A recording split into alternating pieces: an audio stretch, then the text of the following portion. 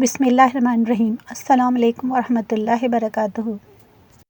آج جو ہم آپ کو واقعہ سنائیں گے وہ ہے حضرت داتا گنج بخش رحمۃ اللہ علیہ اور ایک جادوگر کا، جس کے جادو کے ذریعے تھنوں میں سے دودھ کے بجائے خون بہنے لگا۔ یہ دلچسپ واقعہ سننے کے لیے اس ویڈیو کو اینڈ تک ضرور دیکھیے گا۔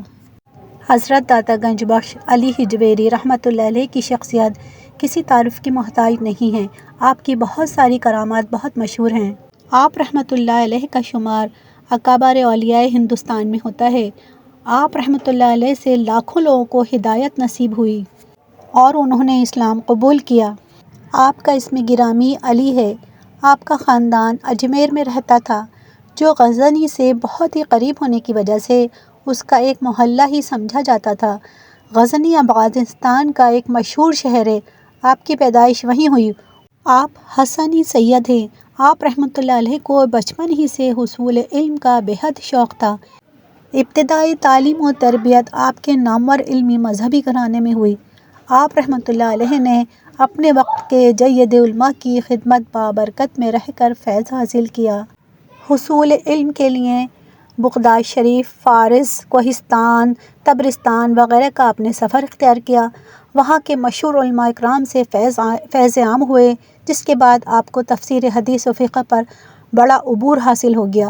بعد فراغت علوم و ظاہری آپ رحمۃ اللہ علیہ نے پیر کامل کی تلاش شروع کر دی۔ پھر آپ رحمۃ اللہ علیہ کی ملاقات سلسلہ جنیدیہ کی جلیل القدر روحانی بزرگ حضرت شیخ ابوالفضل محمد بن حسن رحمۃ اللہ علیہ سے ہو گئی۔ یہ دست حق پرست پر آپ رحمۃ اللہ علیہ فیض سے مشرف ہوئے۔ اپنی زندگی کا بیشتر حصہ آپ نے مختلف ممالک میں بسر کیا۔ ایک دن حضرت داتا گنج بخش رحمۃ اللہ علیہ کو بشارت دی گئی کہ تم کو لاہور کا قطب بنایا گیا ہے، لاہور کو تمہارے سپرد کیا گیا ہے، تم لاہور چلے جاؤ۔ آپ رحمۃ اللہ علیہ اپنے وطن غزنی کو خیر بات کہہ کر لاہور تشریف لے گئے۔ جب آپ رحمۃ اللہ علیہ لاہور تشریف لے گئے تو آپ نے وہاں پر ایک مسجد تعمیر کروائی اور وہیں رہنے لگے۔ اس علاقے میں ایک بہت بڑا ہندو جادوگر رہتا تھا۔ لوگ اسے اپنے جانوروں کا دودھ دیا کرتے تھے، اور اگر اسے کوئی اپنے جانوروں کا دودھ کا نذرانہ نہ دیتا تو وہ اس کے جانوروں پر ایسا جادو کرتا کہ جانوروں کے تھنوں سے دودھ کے بجائے خون نکلنے لگتا تھا۔ ایک دن ایک غریب بڑھیا تازہ دودھ کی مٹکی لے کر جا رہی تھی، تو آپ رحمۃ اللہ علیہ نے آواز دے کر اس بڑھیا کو بلایا اور کہا، یہ دودھ کی قیمت لے لو اور یہ دودھ ہمیں دے دو۔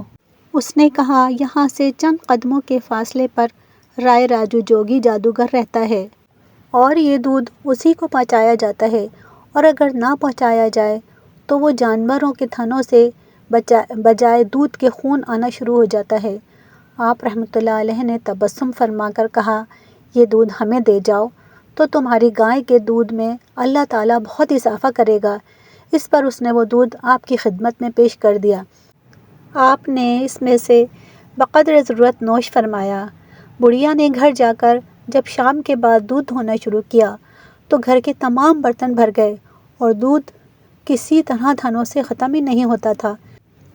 جب اس بات کی خبر اس کے ہمسایہ دیہاتوں کو ہوئی تو دوسرے ہی دن وہ بھی اپنے اپنے دودھ کی مٹکیاں لے کر آپ کے حضور میں حاضر ہوئے۔ آپ نے سب کی مٹکیوں میں سے تھوڑا تھوڑا دودھ نوش فرمایا۔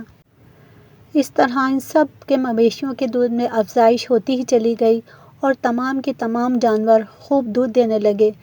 اب لوگوں نے رائے راجو جوگی کے پاس جانا چھوڑ دیا۔ جب اس جادوگر کو اس بات کا علم ہوا تو وہ آپ رحمۃ اللہ علیہ کے پاس آیا اور کہا کہ تم نے ہمارا دودھ تو بند کروا دیا، اب کوئی اور کمال بھی دکھاؤ۔ آپ نے فرمایا، میں کوئی شعبدے باز نہیں ہوں، بلکہ اللہ کا ایک عاجز بندہ ہوں، اگر تم میں کوئی کمال ہے تو دکھاؤ۔ چنانچہ اس نے اپنے کئی کرشمے دکھائے، جن میں سے اس نے ایک کرشمہ یہ بھی دکھایا کہ وہ ہوا میں اڑنے لگا، اور آپ داتا بخش رحمۃ اللہ علیہ نے اپنا نالین مبارک اس کی طرف پھینکا اور وہ نالین اوپر اڑنے لگا اور اس کے سر پر زور زور سے پڑنے لگا، اور وہ جادوگر زمین پر نیچے گرا اور آپ کی خدمت میں پہنچا اور آپ کے ہی دست مبارک پر اسلام قبول کر لیا اور آپ ہی کے ساتھ رہنے لگا، اور آپ نے اس کا نام احمد رکھا، اور آپ نے اس کو شیخ ہندی کا خطاب بھی دیا اور اس کی روحانی تربیت بھی فرماتے رہے۔ وہ بھی آخری دم تک آپ کے مخلص مریدوں میں شامل رہا اور اب بھی اس کی اولاد حضرت داتا گنج بخش رحمۃ اللہ علیہ کے روزے مبارک کی مجاورت کر رہی ہے۔